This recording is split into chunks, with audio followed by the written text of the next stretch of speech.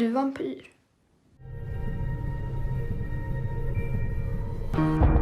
Help me. Hello? You okay? What are you? I need blood to live.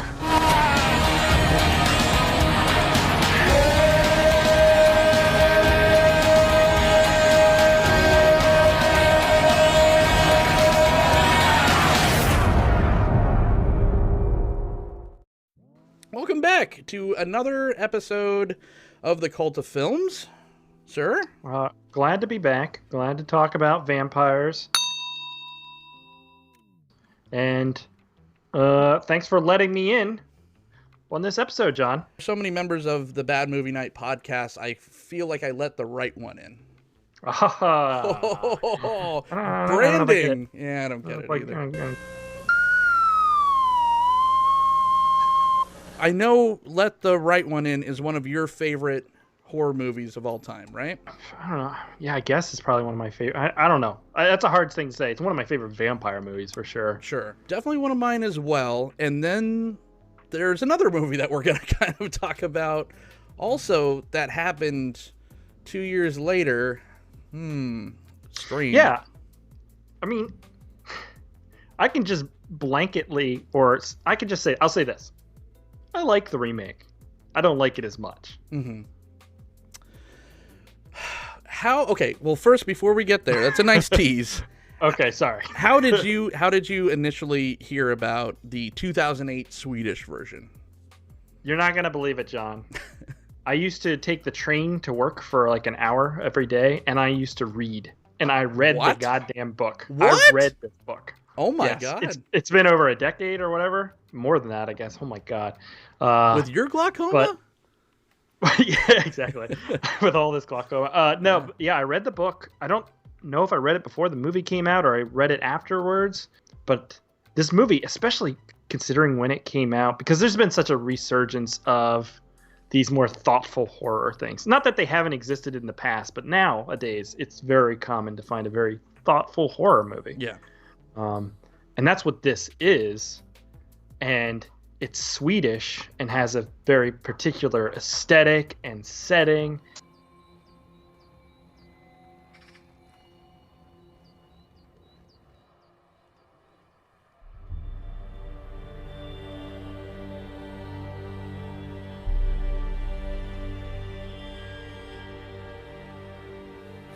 At the time, it was like something I really wasn't used to seeing.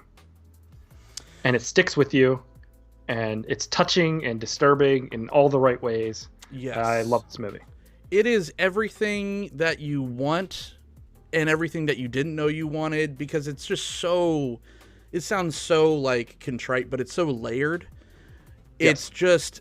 It's romantic, but then you're like, I'm watching like little kids, but it like transcends that. Mental health. It's a thing about needing people in a wholesome way, in a parasitic way. There's so many different angles that you could take what this film is going for, and all of that is done in a foreign language. But it doesn't matter. Like, this film could be a silent film, like, really, and it would still convey the emotions just as well. But that's another reason why I felt like we didn't need a remake so fast, like 2 years later. Are you a fan of just like vampire genre in general? Sure.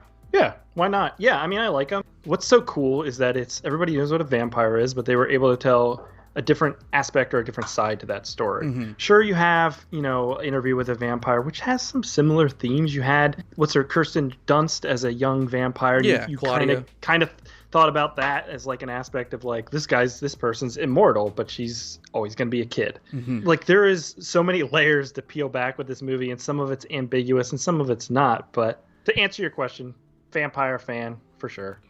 Yeah, I feel like this was more similar to like a Martin from like Romero than a lot of its other peers. But it's also like, it's a fun film, and it's one that I recommend to people that are fans of Twilight, because it's like, you want to see what Twilight was trying to do in like a well-made way. It's kind of similar. Yeah, I can see it. Yeah, I wasn't even expecting that you read the novel. That's not a knock on you, but like I said, your medical Sounds condition. like one. Just saying, it sounded like one the way you phrased that there. Well, so from that perspective, how was that like comparing the written word? Because I know the author, he wrote the screenplay for the first one, John Lindqvist. Was the first movie basically the same as the novel, or was there a lot of changes with that too? It's been so long since I've read it, but I do remember it's pretty close, if I recall. There's a few sequences that are taken out, and there is some, much like the American version does to this version, there is some softening to some aspects. Mm-hmm. The pedophile aspect of the book, the Swedish movie, and then kind of not even really touched on in the American version. There's a few, like, it feels a bit more explicit. There are scenes that didn't make it into either movie where the character is castrated, and the Swedish version forgoes a few aspects with like the police and stuff like that the American version brings in. And so there's different animals, but like this, the Swedish version feels like a really, really solid retelling of the story from the book. The American version feels like a slightly softened retelling of the Swedish version, and not really bringing much difference. Otherwise, like they changed a few things, but it wasn't enough to justify, I guess, its existence for me. I think distilled is a good word, because the more that this got adapted, the more distilled it felt. And like you said, with the novel, and I almost like that, because I didn't read the novel, but I knew that there was a prominent like pedophiliac aspect to it with the character Hakan, who is like the familiar of Eli, right? In the book, he is a pedophile, like outright, I believe. I think he like tries to lure like young boys and a young girl or something in at one point, and it doesn't go well. But and it's not just for killing; it was for like his own thing, and it kind of justifies some of his love for her, even though her and the way the movie kind of ends and wraps up, you could say he may have been in love with her when he was a kid or whatever. I don't remember if that's in the book. So, and that's one thing that the American version did the best out of, I think, all three tellings of this same story, where I like that that little insert shot of him finding Oscar finding, or I forget his name in the other one now. Owen? Abby and Owen, I think. Owen, yeah. Owen finds that little like photo booth picture of a young Hakan with Eli, and it's like, okay, so now it's just like you have in your head like, oh, Owen is just the next one, and she's been doing this for they have been doing this for years and years and years, so it's maybe not as wholesome as these two just falling in love. Yeah, so you can read this movie in a couple different ways. In like, you could say she is a predator and she is using these people for her own selfish needs to survive. But then there's scenes later in the movie where she goes into Oscar's house without being invited and begins to die to prove her love for him in some ways. Mm-hmm. But it's not even, and the thing, like some of the difference there is like, because she's in the Swedish movie and in the book, she's castrated and she's kind of androgynous in a way. It's like a connection that transpires gender and all, you know what I mean? Everything. Like, it's just two people connecting, regardless that she's hundreds of years old, but they're both 12 in some ways. Mm-hmm. It's just, there's a love or connection there that spans space and time, I guess. Because that one scene where Eli is in bed with Oscar, and in both movies, they say, I'm not a girl, and Oscar not even skips a beat and just like, okay, can we still go steady? But that could be interpreted as, I'm not a girl, I'm a boy. I'm not a girl, I'm not any gender, or I'm not a human, I'm a monster, basically.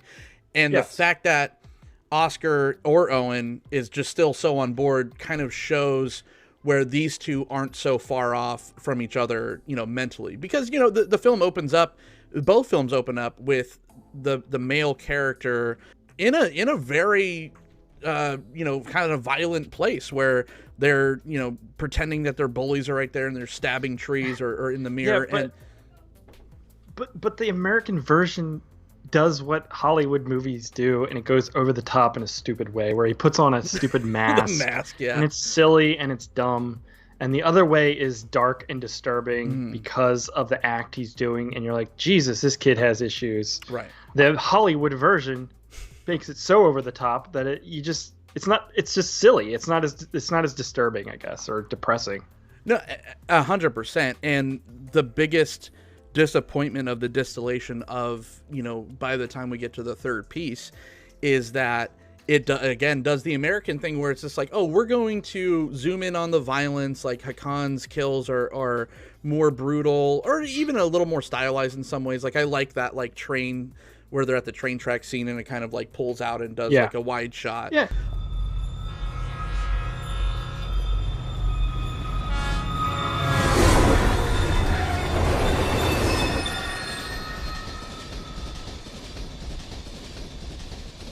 But the thing that it shies away from is showing any kind of sexualizedness to it. Like it in the Swedish film, it shows the castrated area of Eli for a second, and it doesn't do that at all with this one. Yeah, they renamed the character to Abby. Yeah, she is in no way meant to have been a boy at any point. She's always been a girl, and I love Chloe Grace Moretz. I believe that's how you say her name. She's a great actress, and she's this fine. Little boy. What? She's fine. I mean, I haven't seen her in anything. Yeah. When she was a kid, she was great. Yeah. And she's a cute kid. Like, and the boy is like, he's a cute kid. He looks like a little bunny rabbit, kind of doe-eyed little boy. Yeah. But in the Swedish version, the kid is like, he's a little odd and weird, and you could see the bullying. Cold. It's he's not very just cold because, in that first one. Yeah. And you could understand, like, oh, he is an odd duck, as opposed to just this little weak, timid boy who looks so much like a caricature of somebody who gets, bullied. And that's not to say people don't get bullied that look anyway, but you know what I mean. It's just like totally. It almost misses the point with the casting choice of both main characters, because that's half of the ambiguousness and the point of Eli being so androgynous, right? Like that's a whole different layer to it. Yeah, and that the opening scene of the American version really bugs me, where they introduce Owen, because he's perving out on neighbors, and it's all already, you're like, oh, he's at this point in his life where he's interested in sex. Right. When the Swedish version really kind of goes out of its way to show you that it's not just that, it's a connection, because she could look like a boy. Her hair is long. She's, like I said, androgynous looking. Like she doesn't look like a pretty young little girl. It bugs me that they like sexualize the whole thing. Like I don't know. They tried to make it. They put it on rails more. Yeah, I think they tried to dumb it down in that way, where it was like, oh, well, they like each other because they're a young boy and girl coming of age. But it's not really quite that. Yeah. In some of the scenes were good. The failed attempt at the murder with the whole 360, car spinning and going out of control. That's a really cool shot. And that shot is awesome. Yes. Yeah. Cool. But yeah, but it's not. It's like really cool and really well done. But then the Swedish version, where he goes into the bathroom and he sits there pondering whether to pour the thing on his face, showing his isolation and like kind of like how everybody is in this movie, kind of like this lonely and isolated. Yes. And then he does it, is way more effective. Yes. Yeah. The everyone's just so much more cold, except for I think Eli in the Swedish version has the most charisma, which she's they are a vampire. They should. That's great. Yeah. That's the point. That's how they get all these people to do their bidding. But Oscar and Hakan and all these are types of just like husks. They're just miserable, lonely. They're a type of people, and that's what makes it so believable, why they are so enticing to be familiars for this ancient being. And then in the American version, it's just like, oh, everyone's just normal people, It's just like, no, that's what I don't know. It missed. But some of the choices the American movie did that I did like, like Elias Koteas coming in as police. I like that. Because the Swedish movie is completely without any sort of police really aspect, and it makes it feel kind of like plot hole-y, where it's like, come on, people are getting murdered and nobody gives a shit except for this one dude because his wife turned into a vampire for a second and she saw, you know what I mean? Yeah. And it's a little frustrating. The kill sequences in the Swedish one where he's trying and failing to get victims, it's like they're out in the middle of this forest where the lights are all on and he's so bad at it. You know what I mean? Yeah. And it's a little frustrating because you're like, why would you do that? So it starts to eat away at the really great storytelling with these little frustrating moments occasionally. The other thing, one, is that the cat scene in the Swedish movie is in the book, and they took it out for the American version, and they should have taken it out of the Swedish one because the CGI is so horrendously bad.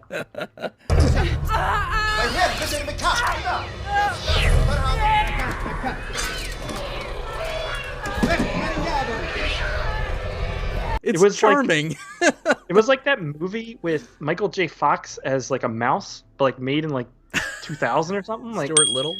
Yeah, it looked like Stuart Little or something. Like it was just, it's so bad. Was it as during in the novel where you're just like, wait, what? Cats? I don't remember, but it everything else is so grounded and real in the movie, and then those cats are like, oh my god, this is awful, guys. The biggest thing that bothers me about the American version isn't that it's a bad film. If it existed by itself, if this was the first adaptation, I would probably enjoy it a lot more than I do, because it's just like, yeah, it's a good movie, but it's literally 69% of it is shot for shot the Swedish version. And Matt Reeves is a good director. Like, he made Cloverfield, he made the Planet of the Apes films. Like, it's competently made, stylized correctly, it looks good, but it's the same dialogue, everything. It's when you hear, oh, they dumb it down for Americans, and that's legit what they did. Yeah. And so quickly. Like, it's the Swedish one. Like, why see this? It doesn't bring really any new aspects to the movie, so why bother? Because you don't want to read, I guess. It feels like it comes from a horrible, sleazy place. It just feels like a cash grab, and that's unfortunate because it's well made. It's well executed. Yeah, good people. The lighting is probably better. Yes, like it's definitely more dynamic of a movie. Mm-hmm. It looks like a Hollywood movie with a decent budget, and it's just the Swedish one is more stark. Everything's really wide.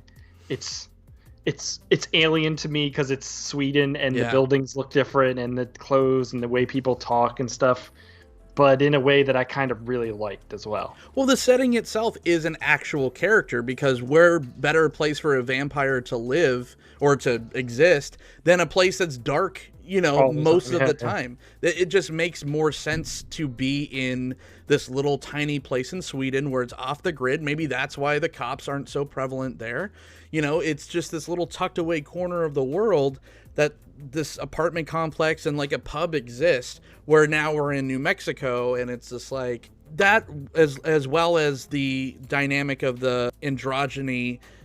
Those are two things that you can't just like rip out or not include and be like, okay, but it still works on its own, because those are just like support beams of the story, Yeah, I agree. There's a scene that they do differently in the American version from the Swedish one, where she is in the bathtub sleeping, and in the American version, the police officer shows up and pulls the window thing so it burns her or whatever. Yeah, and that's why she attacks. But in the Swedish one, Oscar yells at him and tells him to stop or whatever, and he has some agency in that situation, and he makes the choice that he wants her, even though he knows what she is at that point. He's in love with her, or he has that connection with her. And so I like that character moment, because it's him actually having some agency in this thing that they took out of the American version. Yeah. And there's little moments like that, and I don't know, like, why? Why change that moment in particular? Like, when she's attacking Elias Koteas, and Owen's even having that moment of like reaching out to him, like where it's still affecting him. Yeah. That doesn't work with that character. Yeah. Character's supposed to be dead inside. He's supposed to be. Yeah. He's not a good little boy. Right, Who no. is being. He has. I think earlier in the movie, she said you would kill them if you could, and he's like, yes. Totally. Yeah. Yeah. And so that then you bring in like this whole moral aspect to think about.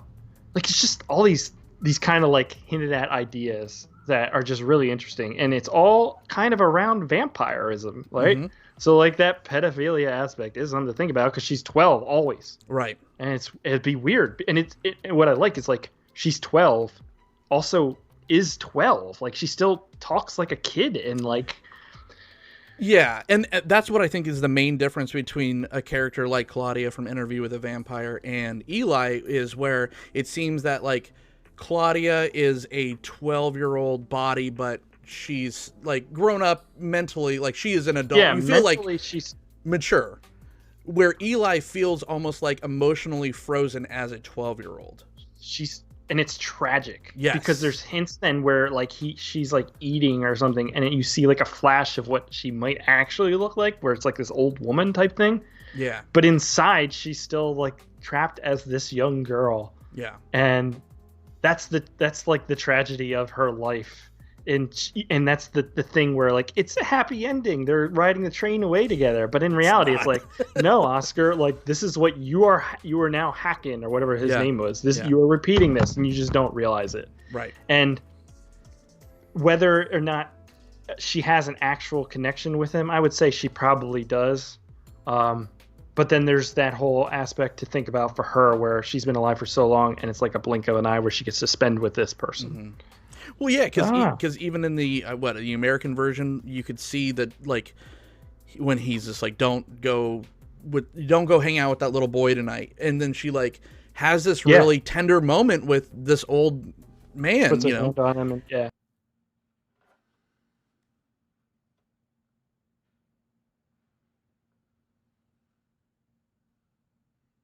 And so, yes, she feels as much as she can feel for these people, like you said, knowing that it's such a fleeting blip of time for them. It's a different emotion from you and I caring about our spouse or our friends, where it's just like, yeah, I know that this person's going to be around for like a week, relatively, and then they're gone. Yeah. So you can only care about someone as you could care about like a dog or a cat or a familiar or whatever. Right. Let's talk about the biggest American change in this, and that's the horrible CG that just it did not need, because I'm sorry, but there is some fucking laugh out loud moments of Abby's attacking people, and it's so horrible.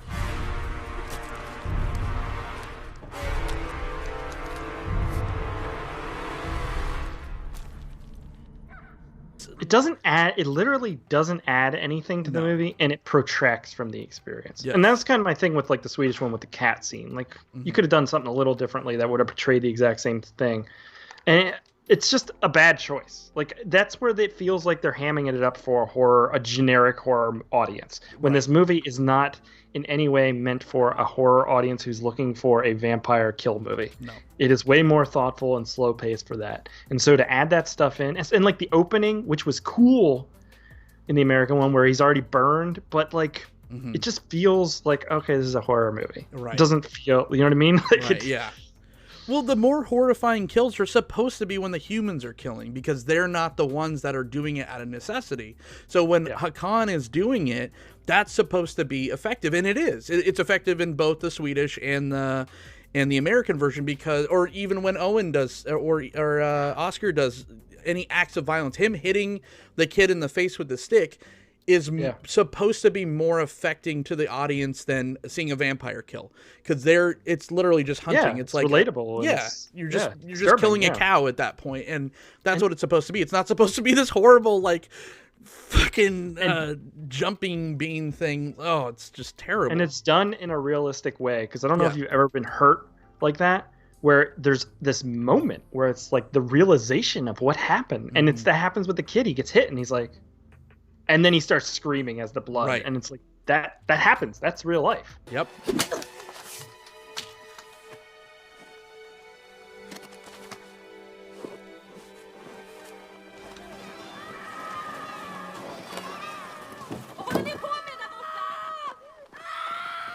Yeah. It's way more grounded of a movie.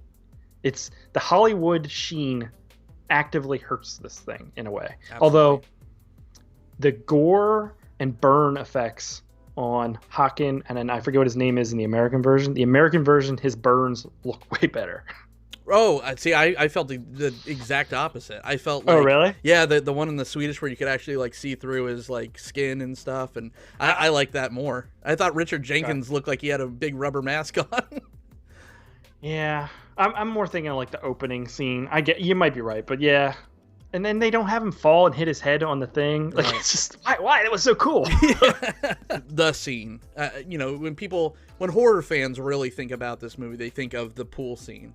And man, I thought it was so much more effective in the Swedish version because it's so lit.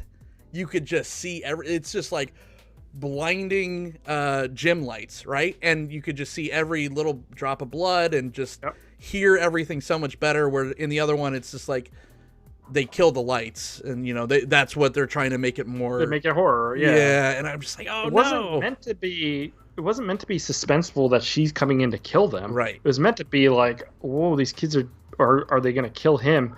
And the way it works out in the Swedish one feels a little bit more subtle with like what happens there. Like you already know she can kill anything she wants, and the way they showcase it with just the hand and stuff. In the American version, if I recall, there's like heads more than just one, like in the background. There's like one on the front. It's just overdone again. Yes.